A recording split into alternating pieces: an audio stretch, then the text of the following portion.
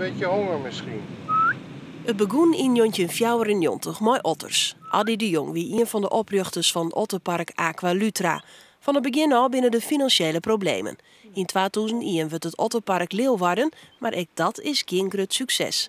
2 jaar later is de verkoop onder de judaische eigenaar Zodiac Groep. Zo'n tijd is het Aquazoo. Een dierentuin met otters, maar vooral een heel soort orenbissen. En hoewel Adi de Jong dus al lang geen eigenaar meer is, tocht het faillissement hem een soort. Wij hebben destijds een flink aantal jaren besteed aan alleen al het plannen hiervan. De vormgeving van het hele park. Het was een oud zwembad. Dat hebben we heel mooi vormgegeven tot een waterrijk gebied. Echt prachtig. En als je dat dan hoort, ja, dan word je daar toch even triest van. Hij wil dat er alles aan die wordt om Aquazoo iepen te houden. Slag het dat net, dan had de Jong nog wel ideeën. Heel toevallig heb ik vanochtend Leni het Hart daarover gesproken. Zij is van de bekende zeehondencrash. Ze doet heel veel werk aan zeehonden.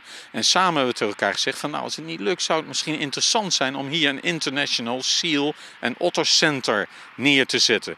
Zeehonden hebben heel veel aandacht, otters ook. En daar zouden we nog wat andere dieren ook bij aan kunnen bieden. Dat het toch een mooi centrum blijft. Intussen is de curator dwaande maar verschillende gadingmakkers voor een terugstart. Binnen uiterlijk 2 weken moet er duidelijkheid komen over een oernamekandidaat.